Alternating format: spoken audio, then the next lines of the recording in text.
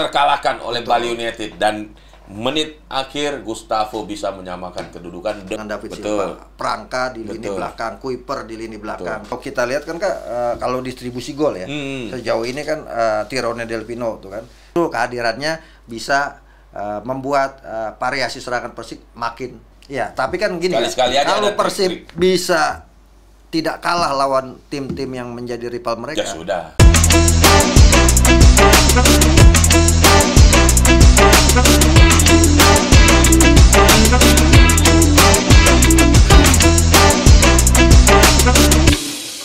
Oke, teman-teman, Sadayana, Boboto, Persib, Nuaing, ya. Ke prediksi kita ternyata berhasil. Betul. Ya, Bang. Ya. Ini saya partner saya ya kan. Sekarang kalau di sini ya bahas Liga Indonesia ya kan.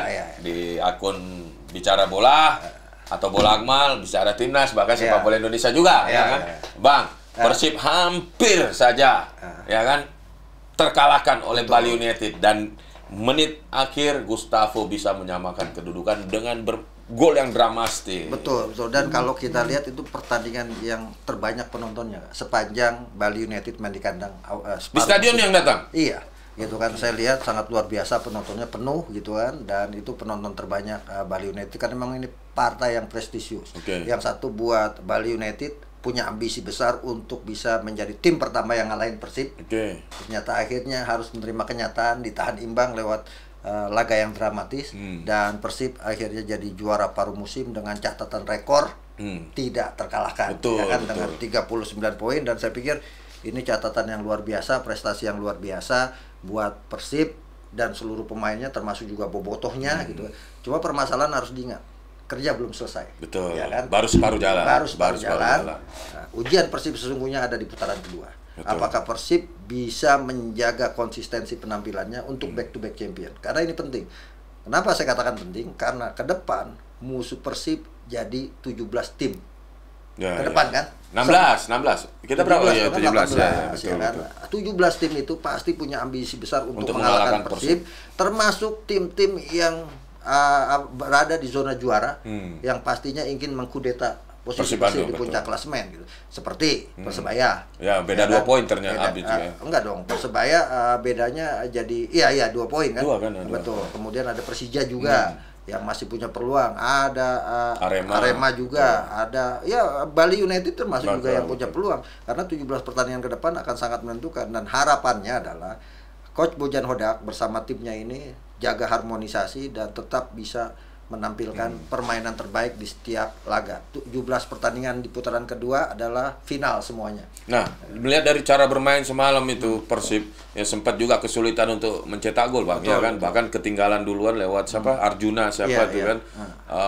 Dan akhirnya dibalas di menit terakhir. Nah, itu melihat permainan Persib sendiri seperti apa, Bang? Ya, saya justru melihat mental Persib muncul, Kak. Mental juaranya. Ketika mereka tertinggal, mereka kemudian tidak putus asa, walaupun sulit untuk membobol gawang Bali United ya. Sampai kemudian ini membuktikan bahwa Persib itu tidak menyerah sampai menit terakhir. Sampai wasit membunyikan peluit, mereka harus tetap berjuang untuk bisa mencetak gol, dan akhirnya terjadi kan. Dan itu gol yang luar biasa sekali ya. Artinya itu menjadi modal moral buat Persib bahwa mereka ini mereka ini bisa melakukan sesuatu yang orang tidak bisa duga-duga dengan kekuatan yang mereka miliki. Nah, yang menariknya ketinggalan sampai menit 90 plus 2. Di mana sebuah tim ketika ketinggalan enggak itu shooting dari tengah lapangan atau langsung crossing dari bawah ya kan, karena memiliki striker atau pertahanan yang sudah naik ke atas tinggi-tinggi. Tapi saya melihat dari gol Persib ini betul-betul yang seperti Abang bilang tadi, kita bilang sebelumnya bahwa mental juara, mental kemenangan ini ketika sudah tim belum pernah kalah, itu keluar terus, akan percaya diri. Akhirnya bola yang dipasing ke Klok passing ke Adam, Adam balik lagi ke Klok, terus ke Beckham, Beckham melewati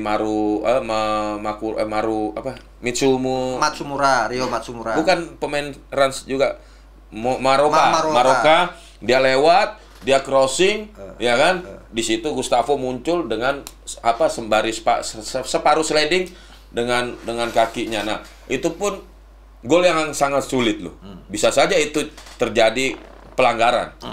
Entah itu kakinya pemain Bali dulu yang kena atau bola, ternyata bola duluan yang kena. Itu sih, dan yang menarik adalah yang mencetak gol adalah pemain belakang. Ya karena sudah menit terakhir kan. Iya, artinya apa Kak? Artinya Persib dengan komposisi pemain yang ada, semua lini bisa mencetak gol. Betul, betul. Itu menjadi kekuatan kan. Betul. Lini tengahnya ada Tirone Del Pino. Betul. Lini serangnya ada Ciro Alves dengan David Betul. Silva. Prangka di lini Betul. belakang, Kuiper di lini belakang, punya potensi mencetak gol. Hampir semua pemain Persib punya potensi untuk itu. Nah, tinggal apakah Persib bisa menjaga konsistensi, dan di putaran kedua ini ada bursa pemain yang harus dimanfaatkan Persib juga untuk menambal pemain. Kalau kita lihat kan kemarin Melson 5 praktis sudah tidak kelihatan tuh kan. Artinya, sudah terima kasih kan. Sudah terima kasih, artinya ada kemungkinan Persib akan menambah pemain asing satu untuk menggantikan Melson 5 gitu kan. Walaupun sekarang misalnya di Persib itu sudah dipatenkan Zalnado.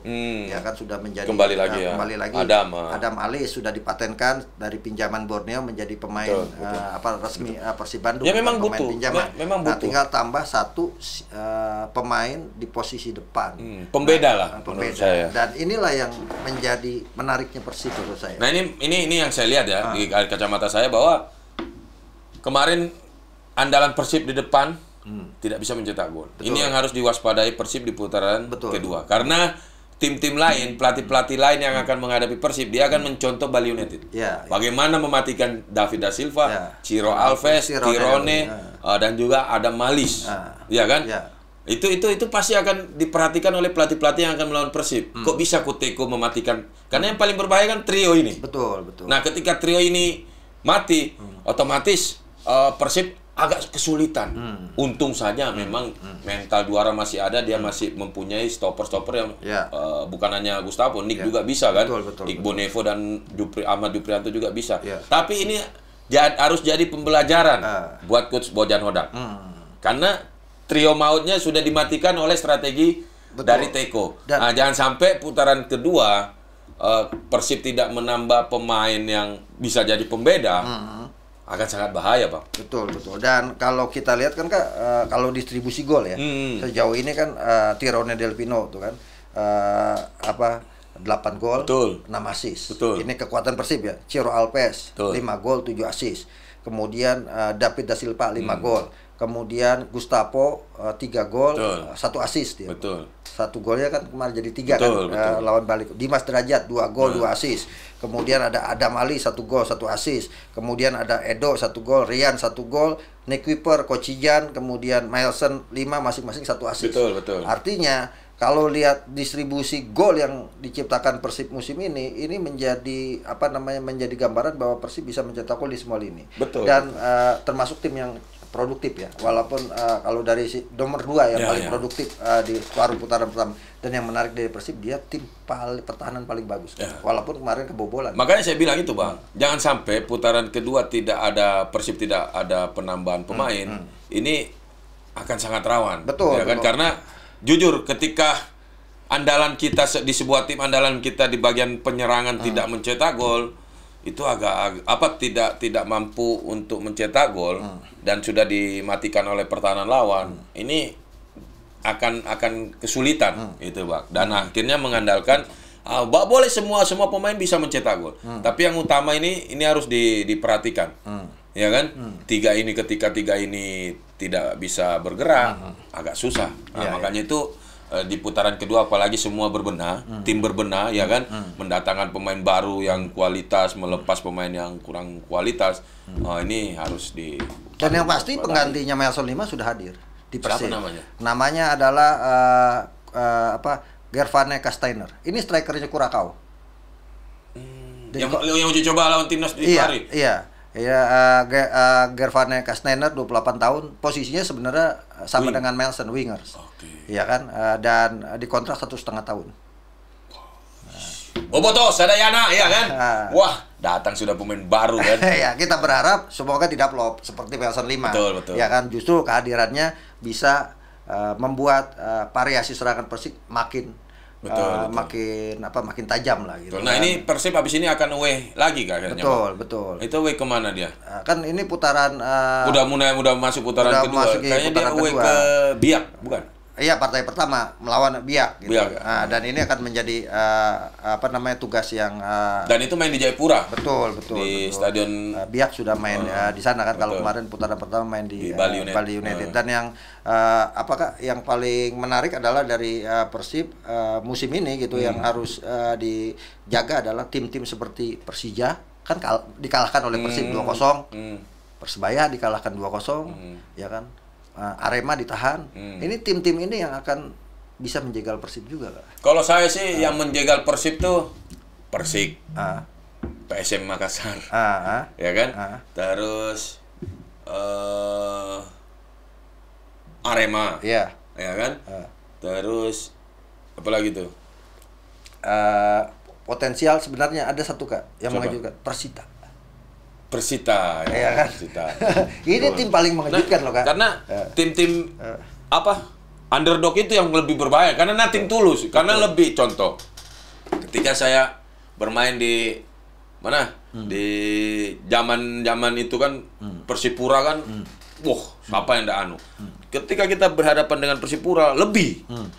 Padahal kita ini tim bukan tim papan atas, lebih. Nah itu yang harus patut diwaspadai karena semangat juang tim underdog itu ngeri-ngeri sedap, Bang. Betul. Dan kalau kita lihat, Kak, yang Hamka tadi sebutkan, Persik Kediri, ya PSM misalnya. PSM itu yang memutus rekornya Luis Mia sampai 15 laga beruntun tidak terkalahkan. Persik tim yang musim lalu memutus rekor Bojan Hodak untuk menyamai Luis Mia. Betul. Bahkan Persik Kediri itu menang melawan Persib di kandang Persib loh waktu itu. Betul. Dan Persita bisa mengejutkan. Jadi saya setuju itu. Di samping tentunya ya Persebaya kan akan main di kandang, pasti berambisi untuk menebus juga, Kak. Betul.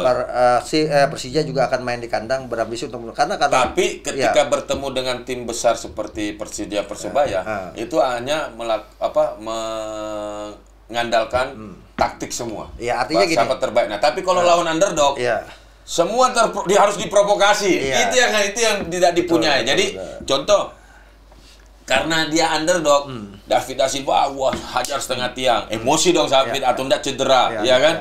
Ini yang kalau sesama tim papan atas itu bermain dengan taktik. Ya, tapi kan gini, kalau Persib bisa tidak kalah lawan tim-tim yang menjadi rival mereka, ya sudah juara Persib itu kan. Tapi kalau kemudian Persib kalah, masih bisa terhadang oleh tim itu kan. Selain tentunya Persib misalnya putaran kedua kalah dari Persija atau dari Persebaya. Nah, tim-tim yang Hamka tadi sebutkan PSM kan bisa menjegal Persib dengan dia ngalahkan Persib juga. Artinya Persib itu akan jadi berat kalau kemudian mereka tidak bisa mematahkan rival-rival mereka dulu. Betul. Gitu, kan? Karena persaingan head to head jatuhnya Betul. Dan tapi keuntungannya Persib adalah dia menang 2-0 dua-duanya tuh lawan Persija sama Persebaya kan. Tapi ya pasti Persebaya juga udah punya pemain baru, Persija juga sudah mendatangkan pemain baru.